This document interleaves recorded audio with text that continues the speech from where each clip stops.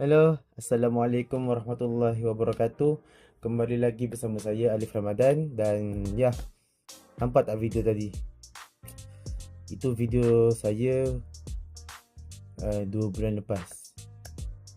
Masa waktu tu saya upload kan, saya berjanji dengan diri saya bahawa saya akan committed untuk upload dekat YouTube setiap minggu sekali.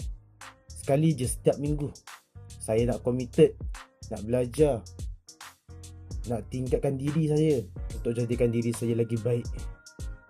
Dan ya, akhirnya kena sidai ya, 2 bulan. Nak buat macam mana? Saya tak kata pun saya busy.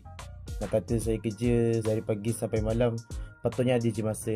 Jadi kesimpulannya adalah, perkara satu, malas. Jadi saya ada azam yang tinggi, tapi dalam masa yang sama saya malas. Dalam masa yang sama ada motivasi yang tinggi, dalam masa yang sama motivasi tu tak membuatkan saya untuk berproses. Itu antara sebabnya, sebab malas. Lagi satu, saya terfikir nak upload yang sempurna punya. Masa saya fikir macam tu kan, maksudnya saya kena ada equipment untuk vlog video kan. Ada mikrofon, ada apa lagi, ada tripod untuk letak kamera, lepas tu lighting yang lengkap, yang cantik. Baru saya rasa semangat nak untuk buat video. Last tengoklah, sampai bila-bila saya tak beli juga. Sampai bila-bila saya tak beli juga barang-barang tu. Saya fikir nantilah. Last dah 2 bulan dah. So rasanya sekarang saya perlu, ini adalah video kedua saya, jadi saya perlu improve balik diri saya.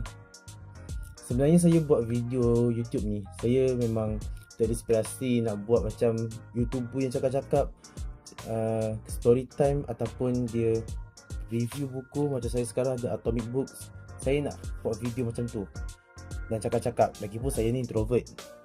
Introvert ni mungkin ada kawan tapi dia tak banyak cerita sangat.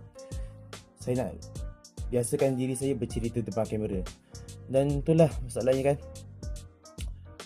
Bangun pagi, kerja, malam balik, tidur. Bangun pagi, kerja, malam balik, TikTok. So harap dengan comeback saya balik ni, saya boleh jadi orang yang lebih produktif lah. Okay, itu je dari saya.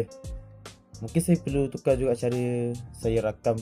Saya pun fikir macam mungkin waktu cuti je saya rakam. Ataupun saya ada tengok satu video ni, ditunjukkan cara untuk rakam banyak video, upload video on time. Dia kata ada satu hari je, contohnya hari Rabu. Hari tu kita rakam banyak-banyak, so hari lain just tinggal edit saja. Mungkin saya pun akan buat cara macam tu.